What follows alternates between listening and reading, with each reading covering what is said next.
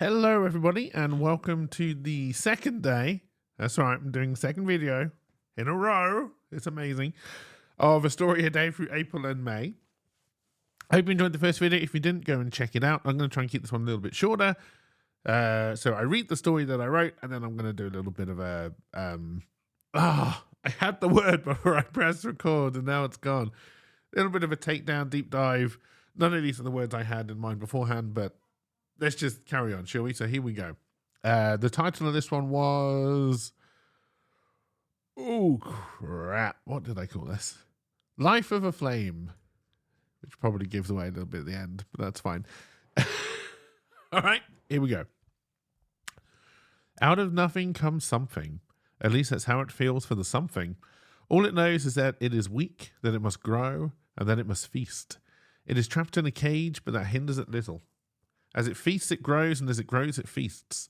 There is food aplenty for it in the cage, and it rages with a ferocity most will never feel. A sudden wind blows, and it feels the power. The wind whips and plays with it, feeding it, driving it crazy, and the wind whispers, "Soon you will die." It had never thought of death, or of itself as alive before. Indeed, it was the wicked wind that whispered these very ideas into existence, and it did so with a wicked laugh before rushing off to places unknown. It now knows that once the feast is over, it will be no more. It consumes and it destroys, and then it is no more. It seems an unfair fate, a cruel irony to be flicked into being just to consume and then die. It tries to stop feasting, for what little logic it has states that the feast must last as long as it can. It finds it has no control over its hunger. There is fuel to consume, and consume it it must. Consume it till there is no more, until it is no more. The wind whips through again, showing images of strange creatures as it speeds up the consumption. Look beyond, the wind whispers. And so it does. While before all it could see was its own self and the feasts it's devoured, now it could see the same strange creatures the wind spoke of. Ugly things of pale skin, large heads covered in hair, and draped in skins that did not belong to them. They spoke words it could not understand, yet one it understood. A fire. It was a fire, and it found comfort in that name. It watched as the strange creatures sat around it, enjoying the warmth and the comfort. Fire, it would seem, was a friend of the creatures.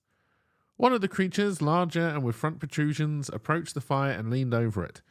The fire looked up, marveled to see a large bottom of metal above it. "Oh, hello there, fire. I am Kettle. They put liquids and solids in me, and you warm me and them up." The fire did not like the kettle, which was strange, as the fire had no idea what that meant.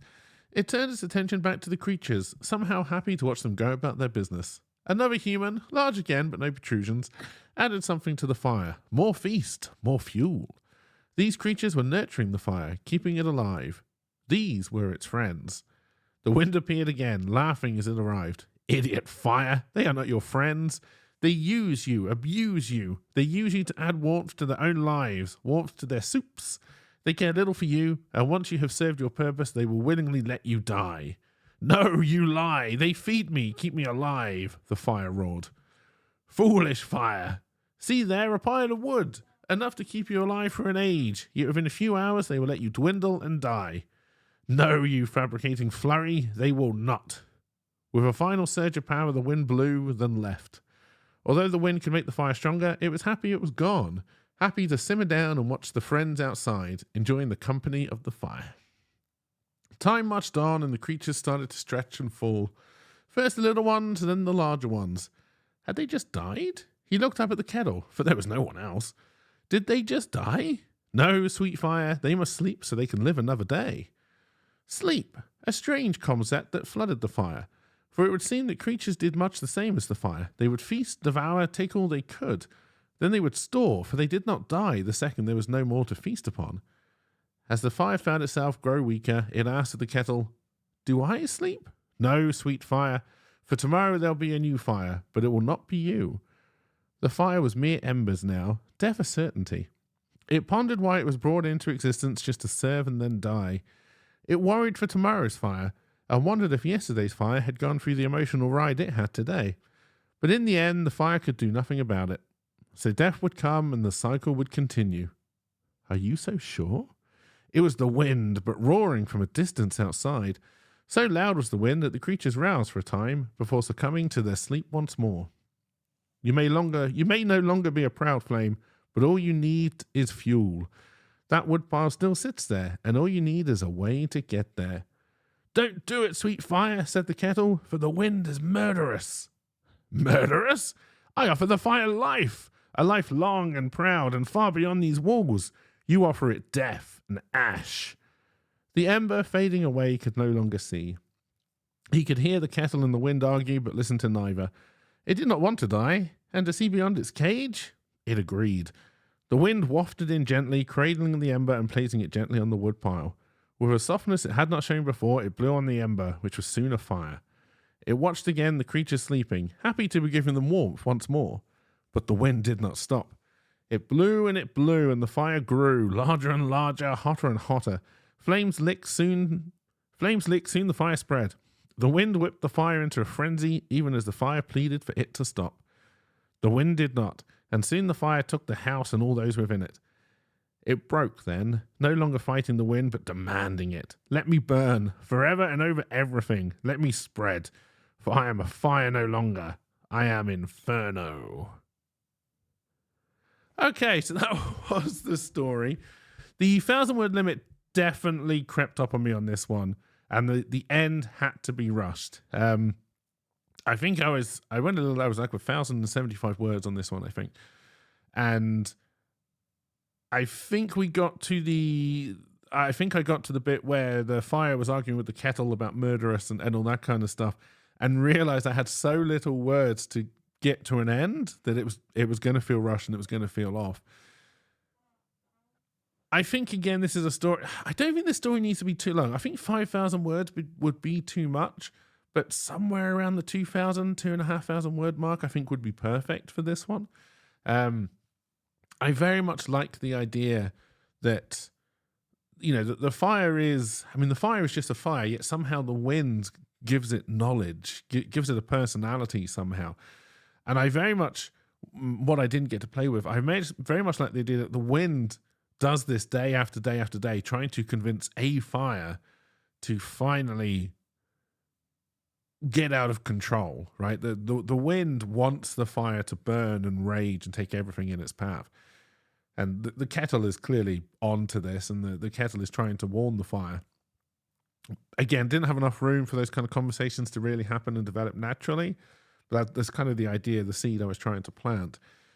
And then in the end, and this we really didn't get into, is that the fire was a sap, if you like. When it went onto the woodpile and had to burn down the house, it was a sap. It's murdered the people, the creatures that it thought were its friends.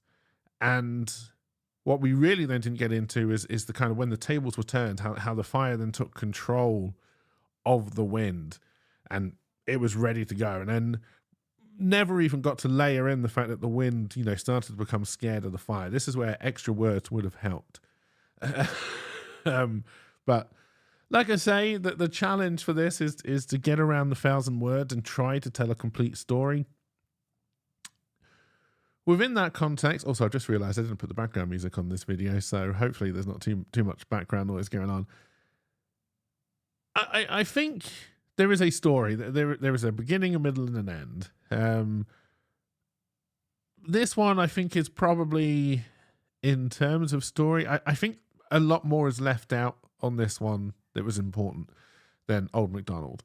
And I think you can do a lot more with the flame and the wind. And I think the kettle really needs to have more personality, and, probably try to explain why the fire doesn't like the kettle. And then maybe try and lay it in ash as a kind of, most people leave the ash on the bed of the fire, at least for a couple of days. So maybe the fire has some kind of lingering memory coming from the ash, and maybe we could, mix all of that in. But I think under the conditions I've set myself, I think it works.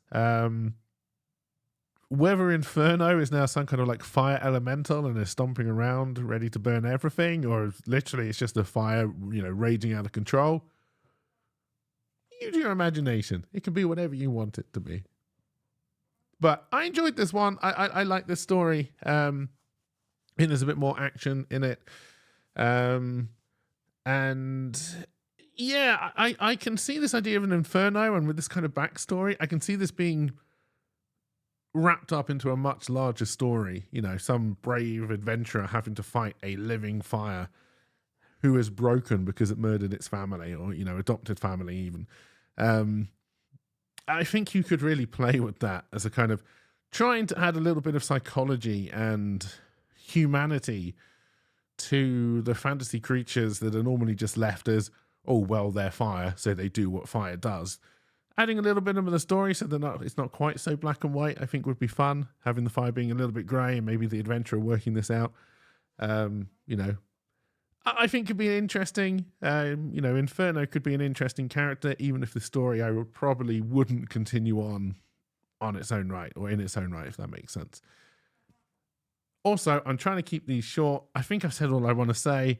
Let me know if you enjoy these, because I still don't know if I'm going to continue this format or just read the stories out, or maybe do a weekly recap, a longer video where I do all of them at the same time. I'm still playing around with the ideas in my mind. So any comments, feedback would be great. Hopefully I'll be back tomorrow with another one, and have a wonderful rest of your day. Bye for now.